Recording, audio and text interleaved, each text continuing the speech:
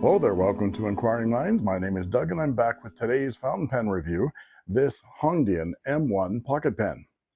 Back when Kaweco forced Moonman to change their name by registering the name Moonman in the EU, well, that's quite rude. Moonman exacted its revenge by copying the ubiquitous Kaweco Sport by making this Moonman RS1 Titanium.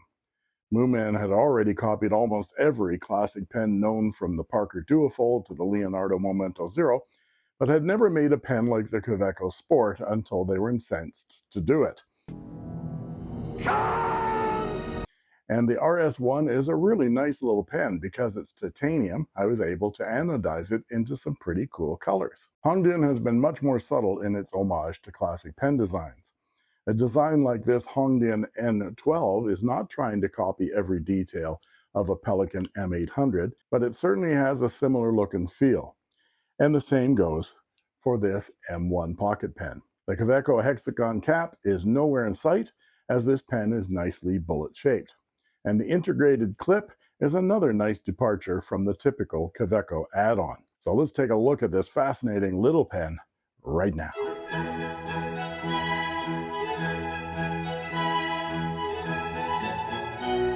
And yet another bag o' pens. Oh, this is the best pizza in a cup ever. This guy's unbelievable. He ran the old cup of pizza guy out of business. Let's see what's inside.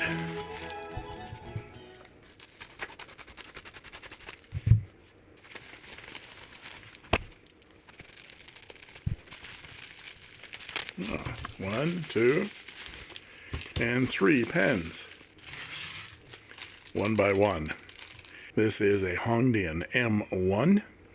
So Hongdian has gone the Kaweco Sport or the Kaweco AL route. And that's a very interesting looking pen. Anodized aluminum, it seems like. Number 5 size nib. And a Hongdian converter. Large mouth size and a nice clip that's embedded. And it says M1 on the back. Hongdian. I'll have to compare that with the Lanby 2 and the Moonman, and with actually a Kaweco Sport, and take a look. I'll show the parts and features of this pen, some size comparisons and measurements, and then provide a writing sample. After the writing sample, please stay tuned as I will talk about what I like and what I don't like so much about this fountain pen. The Hongdian M1 is made of anodized aluminum, which has a really satiny feel. For a small pen, it actually has some heft to it at 21.5 grams. It should be noted, however, that this is identical in weight to a Kaweco AL Sport. It has a sleek silhouette, very much bullet-shaped, and the clip is flush with the body. It's just slightly over 4 inches in length. I bought it from Sally on her Etsy store Easy Buy for $25 US. It's available in 3 colors, silver, lilac, and this teal color, and comes with your choice of an extra fine or a fine steel nib. Here we see the bullet-shaped top of the cap, which tapers up quickly to the embedded clip band, which holds the spring-loaded pivoting clip in place. This isn't a typical cheap bent metal clip. This is a really nice piece of engineering right here. Let's take a closer look at it. You can see the pivot point right there, and inside right there you can, inside right there you can see the spring. And it makes that gap really nice and wide. It makes that clip very easy to use, and it accommodates a wide variety of uses, from pockets to pages and portfolios and binders. I can't help but think if they had extended the top of the clip right here, it could have been a one-handed operation on a cantilever right there. A missed opportunity. The cap is straight and then tapers down towards the barrel. On the front of the cap, there's a smiley face, and no, that is not the smiley face from the Pilot Kakuno. It has completely different eyes, so don't call your lawyers. And on the back, it has the Hongdian chicken of peace. Here's a coupon. Whoa, look, pal, I don't take coupons from giant chickens. Not after last time. M1, the model name, Hongdian, and a little symbol, which is the Hongdian bird of peace in a laurel leaf pattern. Hongdian has a lot of different symbols. The barrel tapers down to the bullet end. The cap unscrews with 1 1/4 turns to reveal the tapering aluminum section, which has a small flare towards the number 5 size fine steel Hongdian nib and black plastic feed. The section is quite slick, as is the barrel and cap of this pen, and the threads there are smooth. Let's get a closer look at this nib. It has some border work, a stylish Hongdian symbol, which I assume are 2 Chinese characters, probably that have some meaning, like Hongdian. 1997, Hongdian, and F for fine. The nib and feed are part of a nib assembly that unscrews easily for maintenance or swapping.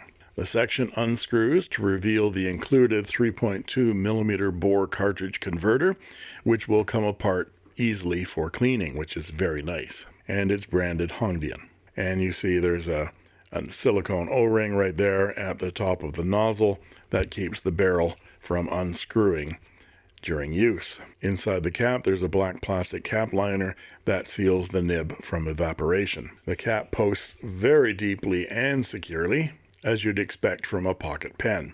Unposted, the pen isn't long enough for me to comfortably write with, but it's not designed to be written with unposted. Now let's look at some size comparisons. And here is the Hongdian M1 pocket pen with a Kaweco Sport, a Moonman RS1 titanium, a Lanbitu 3062 copper, and a Gravitas stainless steel pocket pen. Now let's look at them posted. And here they are posted.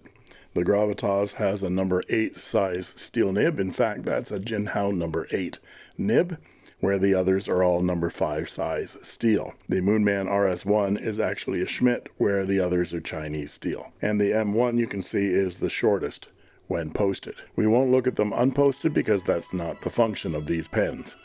Now let's look at some measurements, and I'll be back with a writing sample.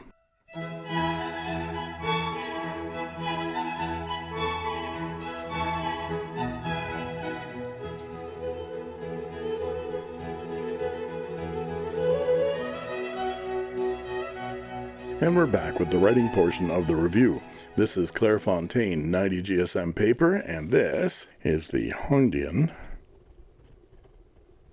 M1 pocket pen, and it has a number 5 size steel fine nib. Let's check the wetness.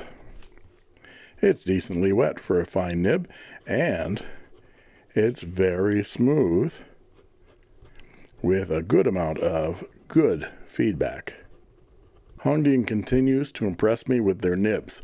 Whenever I try a fine steel Chinese nib, I kind of wince a bit as I'm trying it because I expect it will be scratchy, thin, dry, and unpleasant right out of the box.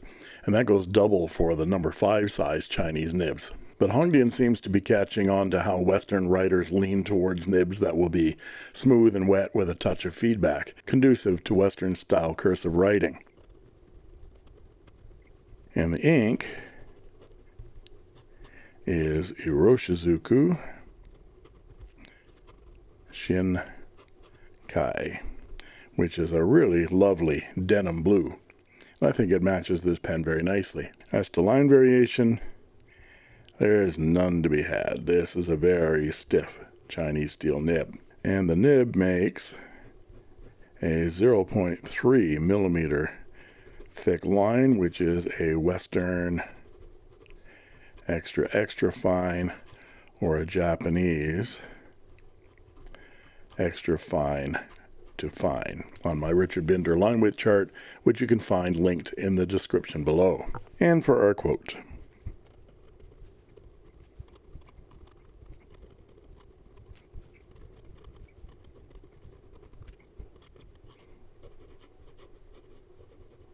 And for some reverse writing, it's a tad thinner and a touch scratchier and a lot drier.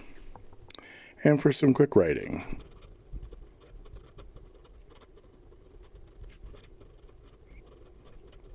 very nice indeed, no issues whatsoever with the feed. So what do I like and what do I not like about this fountain pen?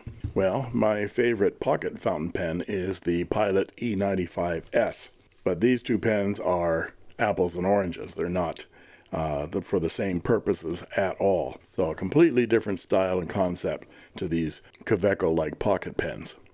But I can see the utilitarian nature of these pocket pens. If you're on the go and need to take notes on the fly, nothing seems to work better than a small pen clipped to a field note sized notebook. And the Hongdian M1 is perfectly suited to that kind of task. It's sturdy and will withstand being thrown in a case or in your pocket mixing up with your keys. And I like the size and shape of this pen, especially the well-designed clip and the fact that it's integrated with the body. I like the 3 colors available, and I expect we'll probably see more selection for this model soon.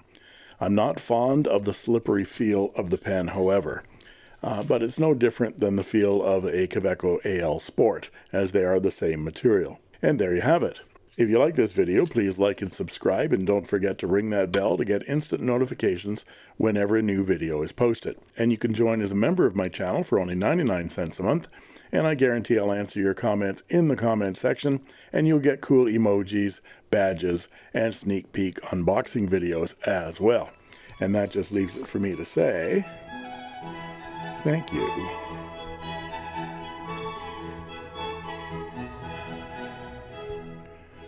for watching, and that's all she wrote.